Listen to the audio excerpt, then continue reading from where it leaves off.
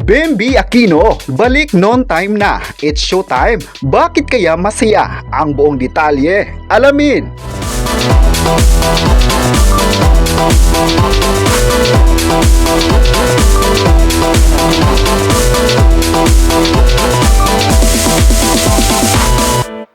Muling nagbabalik sa Eat Bulaga stage ang bunsong anak ni Queen of All Media, Kris Aquino, at ibinandera ang naman ng husay at galing sa pag-host mula sa ina. Nitong Huwebes nga, June 18, game na game siyang humataw sa kanyang hawak mo ang beat habang papasok sa stage at mainit siyang tinanggap ng mga Dabarkads. Matapos ang kanilang batian ng mga main host ng Eat Bulaga, ay agad na usisa ni Vic Soto si Bemby Aquino kung ready na ba silang sumalang sa mga segment ng noontime program. Wala kasi si Riza sa Eat Bulaga dahil nasa Hong Kong trip pa ito bilang parte ng kanyang birthday celebration. Matatandaan nung June 12 episode ng naturang programa ay sinorpresa ni Bemby si Riza na may handog pang mamahaling necklace mula sa Tiffany & Co.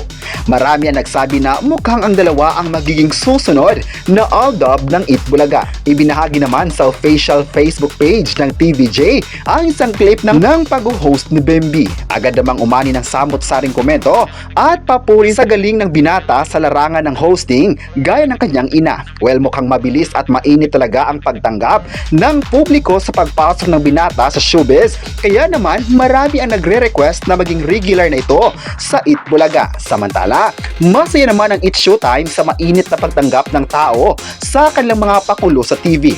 Marami kasi sa ngayon ang nagsabing mas lalong tumaas ang ratings ng noontime program. Marami din naman ang nagandahan sa mga segments na talaga namang inaabangan ng mga manunood. Masaya naman ang mga host ng It's Showtime dahil sa positive na komento ng mga netizens sa online at marami sa kanila ang nagsabing deserve naman talaga ng It's Showtime na susuportahan dahil sa magandang programa.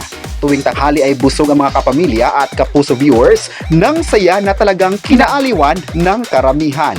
May mga nagkomento naman sa online na sana magtuloy-tuloy pa ang management ng ABS-CBN ng mga exciting segments para mas lalong tatangkilikin ng mga tao ito. May nagsabi naman na mahal talaga ng mga viewers ang It's Showtime dahil mula noon at hanggang ngayon, consistent sila sa pagbibigay ng saya at papremyo.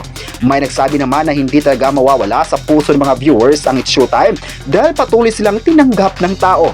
May nagsabi naman na marami sa mga tao ngayon ang nagsabing It's Showtime ang kanilang palaging pinapanood sa tanghali dahil iba ang vibes nito. Puro positive lang ang mapapanood ng mga tao at nakakatulong raw na maibsan ang lungkot ng mga manunood. Kayo, ano ang masabi nyo na nagbalik na nga si Bemby Aquino sa Eat Bulaga? I-comment na kung sinusuportahan mo ba ang It's Showtime at huwag kalimutang i-subscribe ang ating YouTube channel.